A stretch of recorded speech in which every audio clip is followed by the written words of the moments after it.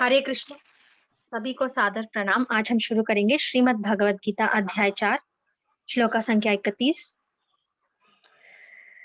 नायं लोकोऽस्त्य यज्ञस्य कुतोऽन्यः कुरु सत्तमा।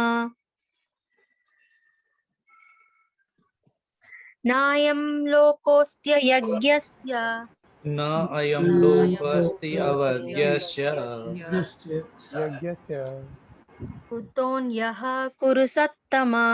कुतो अन्यः कुरु सत्तमः। हरे कृष्णा। चलिए तो अब हम लोग रिपीट करेंगे। हरे कृष्णा। दिनेश सोनी प्रभु जी, आप श्लोक रिपीट करेंगे? जी प्रभु जी। रिपीट हरे करें। कृष्णा, सभी को दंडवत प्रणाम प्रभु जी। न अयं लोकः अस्ति न अयं लोको अस्ति। कृष्णा। विनोद पासवान प्रभु जी, अनुवाद रिपीट कराइएगा। हरे कृष्णा, सभी को दंडवत प्रणाम जी। हे कुरुश्रेष्ठ, हे कुरुश्रेष्ठ, जब यज्ञ के बिना मनुष्य इस लोक में या इस जीवन में ही सुख पूर्वक नहीं रह सकता,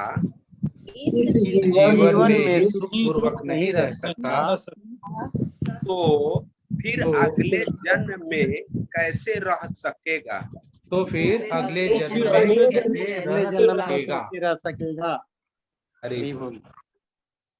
हरे कृष्णा। अक्षत प्रभु जी, अक्षत प्रभु आपका ही है ना? जी प्रभु जी। तात्पर्य पढ़िएगा। जी प्रभु जी। तात्पर्य श्री श्रीला प्रभुपाद द्वारा। जय श्री श्रीला प्रभुपाद। मनुष्य इस लोक में चाहे जिस रूप में रहे, वह अपने स्वरूप से अनभिज्ञ रहता है। दूसरे शब्दों में, भौतिक जगत में हमारा अस्तित्व हमारे पापपूर्ण जीवन के बहुगुणित फलों का कारण है। अज्ञान ही पापपूर्ण जीवन का कारण है और पापपूर्ण जीवन ही इस भौतिक जगत में अस्तित्व का कारण है। मनुष्य जीवन ही वह द्वार है जिससे होकर इस बंधन से बाहर निकला जा सकता है। अतः वेद हमें धर्म, अर्थ, काम तथा मोक्ष का मार्ग दिखलाकर बाहर निकलने का अवसर प्रदान करते हैं।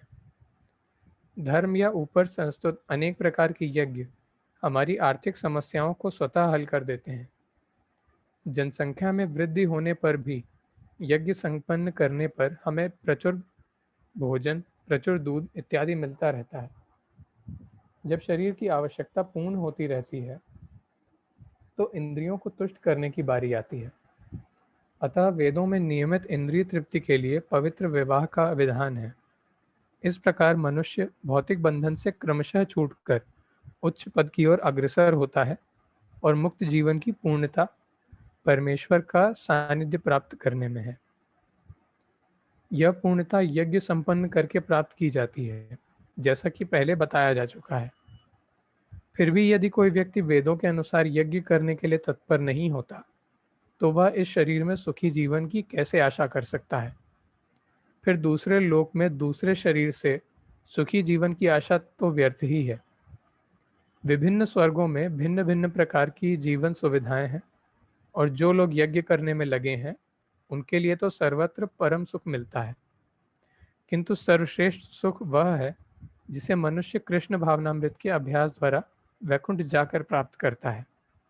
अतः कृष्ण भावना भावित जीवन ही इस भौतिक जगत की समस्त समस्याओं का एक इससे पहले एक इतिहास जान लेते हैं, और ये वो इतिहास है जिसकी कोई तिथि नहीं है, क्योंकि ये अनंत काल पहले का इतिहास है।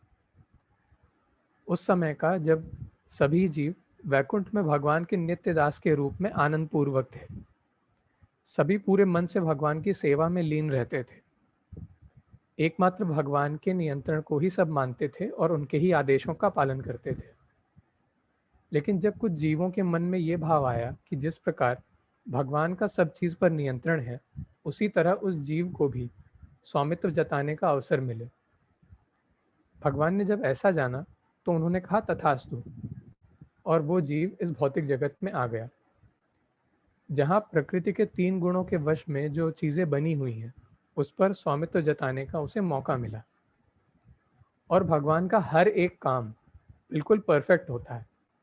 इसलिए जब उन्होंने जीवों को इस संसार में सृष्टि पर स्वामित्व जताने के भाव के साथ भेजा, तो उसे उसकी वास्तविक स्थिति भुलाने की भी व्यवस्था करके दी।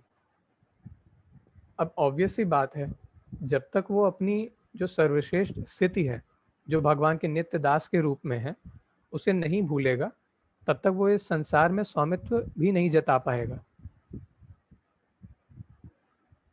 इसीलिए हमारे अंदर ये भाव आता है कि मैं ये शरीर हूँ। इस शरीर से जुड़े हुए जो संबंध हैं, यानी कि माता, पिता, संतान, ये सब मेरे हैं। जो धन मैंने कमाया, जो घर मैंने बनाया, वो मेरा है।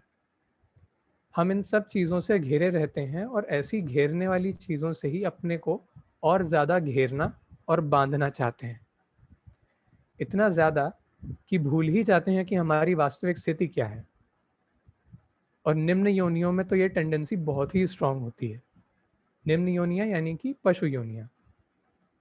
भोग योनियाँ भी इनको कहते हैं, क्योंकि इन योनियों में सिर्फ भोग ही किया जा सकता है, कर्म नहीं। इन पशु योनियों में जो जीवन होता है वो भय, यानी कि अपने सर्वाइवल के लिए जो डर की प्रवृत्ति होती है। मैथुन यानी कि संतान को उत्पन्न करना। आहार यानी कि खाना खाना। और निद्रा यानी कि सोना। इन्हीं 4 चीज़ों से ये उनका जीवन भरा हुआ होता है। लेकिन इन सब 4 चीज़ों के ऊपर भी एक चीज़ है, जो है धर्म। धर्म का ज्ञान यानी कि सही और गलत की पहचान। इसे समझ पाने की क्षमता भगवान ने सिर्फ मनुष्य को ही दी हुई है। इस धर्म को फॉलो करके जीव अपनी वास्तविक स्थिति को जान सकता है। लेकिन अगर जो जीव है वो मनुष्य शरीर में भी उत्पन्न हो जाए और फिर भी इन्हीं 4 चीज़ों में, यानी कि भय, मैथुन, आहार, निद्रा में ही लगा रहे, जिसमें पशु लगे रहते हैं, तो भगवान भी सोचते हैं कि क्यों ही बेकार में इसे इतना वैल्यूएबल शरीर दिया, जब इसका काम सस्ते में ही चल जाना था, यानी कि किसी निम्न योनि या पशु योनि में ही इसका काम चल जाना था और उसमें ही इसकी इच्छाएं पूरी हो जानी थी, तो उसे वही शरीर क्यों ना दे दिया जाए। तो इस तरह से जीव का पतन निम्न योनियों में हो जाता है और वो जन्म, मृत्यु, जरा, व्याधि के चक्कर में फंस जाता है। और जब वो इस पशु योनि में गिर जाता है तो उसके पास इस धर्म का भी ज्ञान नहीं होता, तो अगर वो चाहे भी तो भी धर्म के अनुसार आचरण नहीं कर सकता। इसलिए प्रभुपाद जी ने इस तात्पर्य में मनुष्य जीवन को वही एकमात्र द्वार बताया है जिससे इस जन्म, मृत्यु, जरा, व्याधि के बंधन से मुक्ति मिल सकती है। अब यहाँ पे ये जो लाइन प्रभुपाद जी ने लिखी है तात्पर्य में, इससे एक अंधे व्यक्ति की कथा याद आती है जो अपने शहर की बाउंड्री वॉल से बाहर निकलना चाहता था। उस शहर की जो बाउंड्री वॉल थी, यानी कि उस शहर की परिधि पे जो दीवार बनी हुई थी, उसमें से सिर्फ एक दरवाज़ा था जिससे बाहर निकला जा सकता था।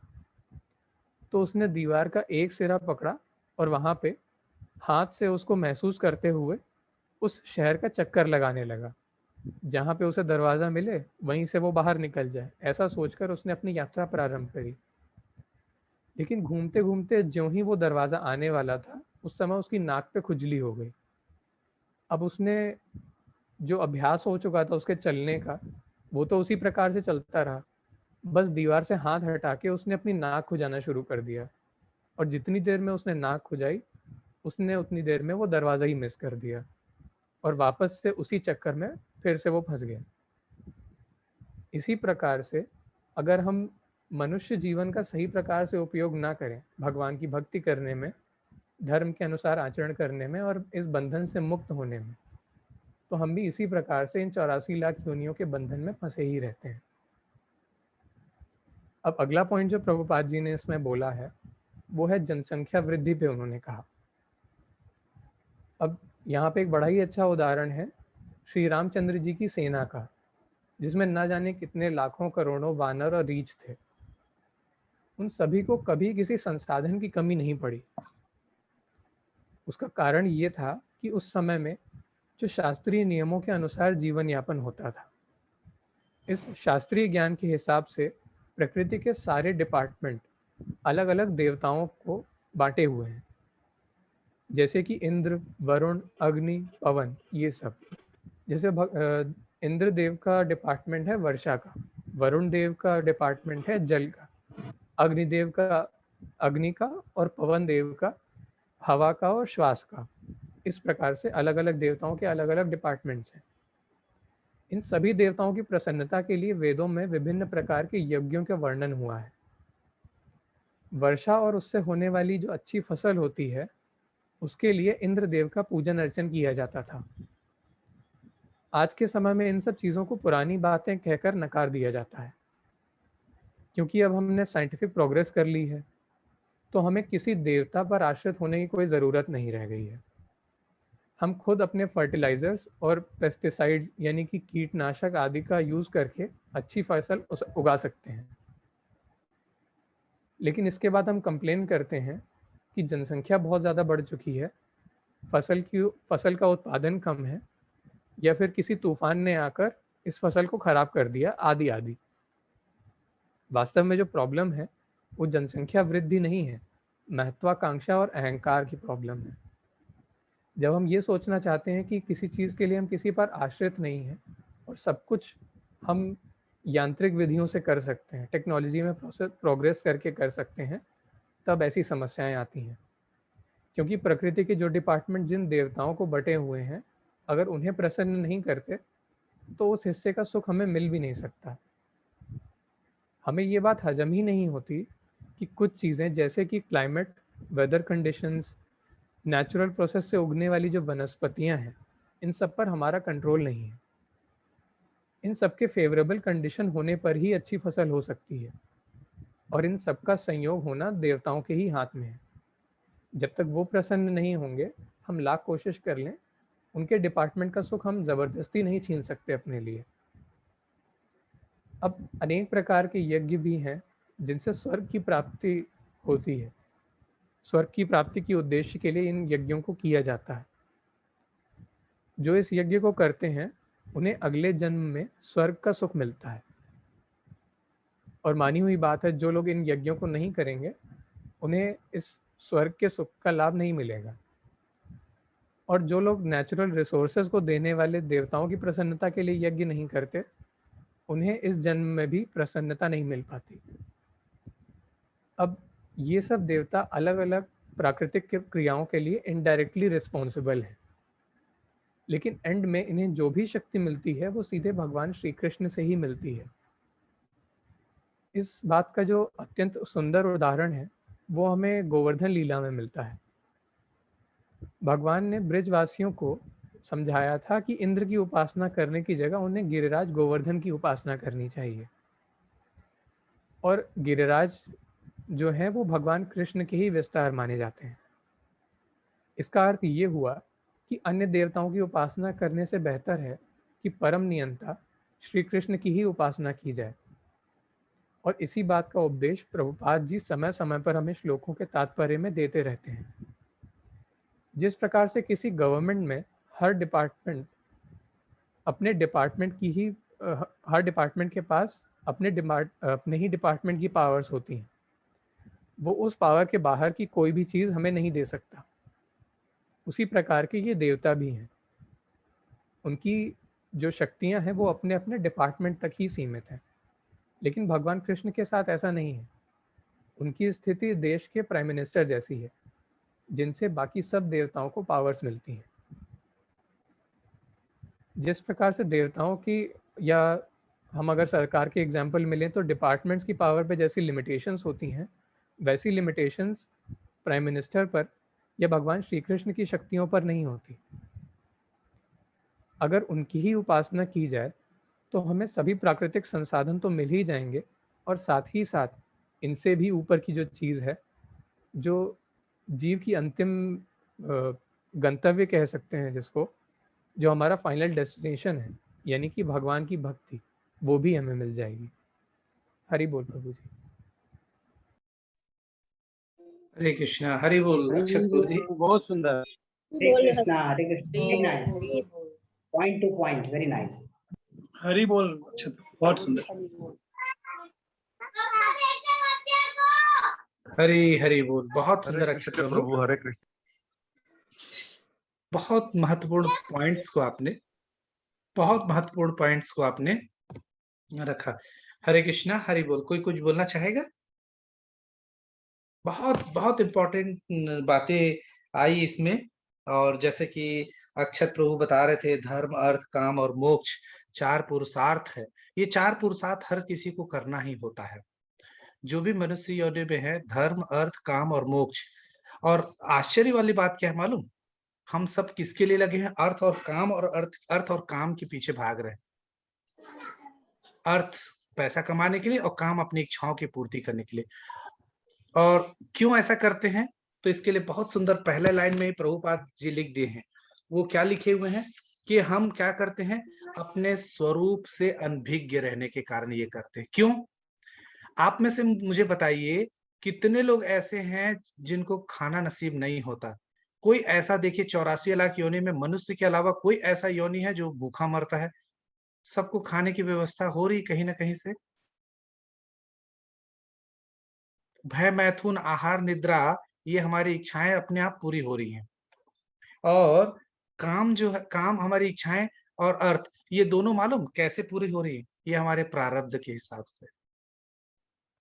आप कई चीजों के लिए बिल्कुल प्रयास नहीं करते और आपको बड़ा सरल सुलभ रूप से मिल जाता है, और किसी के लिए इतना कठिन प्रयास करने के बाद भी वो आपके हाथ में आते आते छूट जाता है, और हम दुखी होते हैं। क्यों? क्योंकि हम उन चीजों को जानते नहीं। हम यदि अपने प्रारब्ध को जान जाएं, प्रारब्ध को समझ जाएं, प्रारब्ध मतलब अपने पूर्व जन्म के कर्म को, तो अर्थ और काम, इसकी पूर्ति तो निश्चित है। इसके लिए तो किसी को भागने की जरूरत ही नहीं। ये तो अपने आप पूरी होने वाली चीज है। हमें करना चाहिए तो क्या करना चाहिए? धर्म। क्यों धर्म करना चाहिए? क्योंकि ये धर्म हमारे नेक्स्ट जीवन के अर्थ और काम की पूर्ति करता है। क्योंकि हम लोगों ने भगवत गीता में पहले पढ़ा ना कि इस जन्म में जिस प्रकार का आप कर्म करेंगे, अच्छा कर्म करेंगे, तो नेक्स्ट जन्म में क्या होगा? अच्छे जगह में आपको जन्म मिलेगा। तो ये जो धर्म है और ये मोक्ष लास्ट में है। हम सबको धर्म अर्थ काम का उपयोग इस प्रकार से करना चाहिए कि हम मोक्ष की प्राप्ति कर सकें। क्यों? क्योंकि मनुष्य योनि का यही परम लक्ष्य है। क्योंकि अर्थ और काम, सारे जानवरों की जो इच्छाएं हैं वो पूर्ति हो रही है, उनके भी बच्चे हो रहे हैं और उनकी भी संतानें हो रही हैं। कोई नहीं बताना पड़ रहा है कैसे होंगी कैसे होंगी। आप सबको पता है जिराफ का जो बच्चा होता है, जिराफ जिराफ बहुत ऊंचा होता है ना, जिराफ बहुत ऊंचा होता है। तो जब उसका बच्चा होता है तो उसकी माँ क्या करती है मालूम? उस जिराफ के बच्चे को एक लात मारती है। कोई माँ अपने बच्चे को मारता है? नहीं मारता। लेकिन जिराफ अपने बच्चे को एक लात मारता है। वो ऊँट कैसे वो हो जाता है, उसमें हलचल होती है। फिर जिराफ दूसरी लात मारती है, और जब तीसरी लात मारती ना तो दूर जाके गिरता है, और उसके बाद वो चलना सीख जाता है। आप समझ रहे हैं? उसकी माँ को भी ये पता है कि अपने बच्चे को कैसे चलाना सिखाना है। यदि वो लात ना मारे और 3 लात ही मारती, 5 लात नहीं मारती और 1 लात नहीं मारती, तो जिराफ जैसे जानवर को भी पता है कि वो अपने बच्चे को कैसे चलाना सिखाना है। हम मनुष्य हो कि अपने बच्चों को नहीं सिखा पाते कि क्या करना क्या नहीं। तो गाय को देखिए, गाय अपने बच्चे को कभी लात नहीं मारती, वो उसको चाटती है। चाट चाट के उसके पूरे ब्लड में इतना ब्लड सर्कुलेशन करती है कि फिर उसके बाद इतना तेज भागता है कि उसको पकड़ना मुश्किल होता है। आप देखिए हर जानवर को पता है कि उसके अपने बच्चे को कैसे आगे बढ़ाना है। बिल्ली को मालूम है कितने दिन अपने किस घर पे रखना है, और उसके बाद उसको दांत से पकड़ के कहाँ ले जाना है और कहाँ छोड़ना है, और कब उसको वापस छोड़ देना है, उसके बाद दोबारा उसके तरफ नहीं देखना है, कब तक उसको खिलाना है उसको मालूम है। कुतिया को भी मालूम है अपने बच्चे को जन्म देने के बाद वो कहाँ से रोटी दबा के रखी रहती है, वो निकाल के लाना है, खाना है, बच्चों को कितने दिन सेना है और कितने दिन के बाद उसको पार करा के कहीं ले जाना है, उसके बाद छोड़ देना, उसके बाद नहीं करना। आप समझ रहे हैं मैं ये इतनी सारी बातें आपके बीच में क्यों रख रहा हूँ? ये सारा चीज तो जानवर भी करते हैं, मैं ये बताना चाह रहा हूँ। धर्म अर्थ काम, ये जो हम लोग बोलते हैं ना भय आहार मैथुन और निद्रा, हम मनुष्य हैं। हमें क्या करना चाहिए? धर्म करना चाहिए। धर्म का मतलब क्या है हम आगे और भी देखते जाएंगे, लेकिन धर्म का अर्थ है भगवान की संतुष्टि के लिए कार्य। अपने धर्म का अर्थ है अपने स्वरूप को पहचानना। अपने स्वरूप को पहचानना मतलब कि मैं कौन हूं, मेरा भगवान के साथ क्या संबंध है, मेरे इस जीवन का क्या उद्देश्य है। यदि इस बिना उद्देश्य की जानकारी के यदि हम अपना जीवन जी लेते हैं तब तो व्यर्थ हो जाते हैं। जो अक्षत प्रभु बहुत सुंदर कहानी बता रहे थे बिल्कुल सही है, और अक्षत प्रभु की कहानी को मैं आपके इस जीवन के साथ लिंक कर बताता हूँ। कैसे? वो अंधा है। अंधा है मतलब हम अपने स्वरूप को भूल गए हैं, इसलिए हम अंधे हैं। बहुत ध्यान से सुनिएगा, आंख से अंधे नहीं। अंधे हैं मतलब कोई पूछता ना क्या कर रहे हो तो बोले अंधा है क्या, देख नहीं रहे, नहा रहा हूं। मतलब नहाते हुए आदमी को देख के हम पूछते हैं क्या कर रहे हो, तो हम अंधे ही हैं। और 90% लोग ये पूछते, पढ़ते रहते तो उससे जाके पूछते क्या कर रहा है। खाना खाने वाले से पूछते खाना खा रहा है। पूजा करने वालों से हम पूछते पूजा कर रहा है।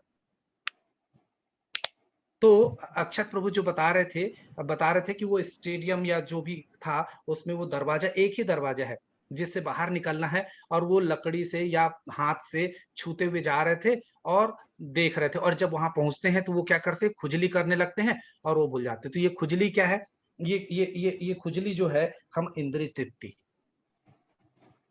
तृप्ति में लग गए। क्यों?